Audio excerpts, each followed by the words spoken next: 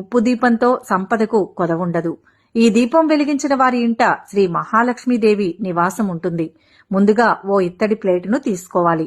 2 వెడల్పాటి ప్రమిదలు కూడా తీసుకోవాలి. రాళ్ల ఉప్పును తప్పక శుక్రవారం ఉదయం తీసుకోవడం చేయాలి. కలకండ, అక్షింతలు కూడా సిద్ధం చేసుకోవాలి. పువ్వులు పూజకు సిద్ధం చేసుకోవాలి.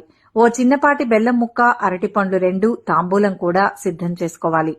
పూజకు ముందు ఇంటిల్లపాదిని శుభ్రం చేసుకుని పూజ గదిలో లక్ష్మీదేవి ఫోటోను పెట్టుకుని లేదా ప్రతిమను శుభ్రం చేసుకుని చందనంతో కలిపిన పసుపుతో బొట్లు పెట్టుకోవాలి. పువ్వులతో పటాలను అలంకరించుకోవాలి. బియ్యం పిండితో రంగవల్లికలు వేసుకోవాలి. ఆ తర్వాత ఐశ్వర్య దీపాన్ని ఇలా వెలిగించుకోవాలి. ముందుగా ఇత్తడి ప్లేటును తీసుకుని అందులో పెద్దదైన ఓ ప్రమిదలో రాళ్ల ఉప్పును నింపుకోవాలి. ఆ ప్రమిదపై అక్షింతలు, కలకండ నింపిన ప్రమిదలను ఉంచాలి.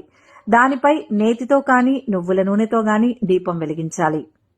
ఈ ప్రమిదల చుట్టూ పువ్వులతో అలంకరించుకోవాలి. లక్ష్మీదేవికి బెల్లంతో చేసిన నైవేద్యం కాని లేదా ఓ చిన్నపాటి బెల్లం ముక్కను కాని పెట్టుకోవచ్చు. ఇక తాంబూలం తప్పక ఉండాలి. తర్వాత దీపారాధన చేసుకుంటే సరిపోతుంది. అంతే, ఐశ్వర్య దీపం వెలిగించినట్లే.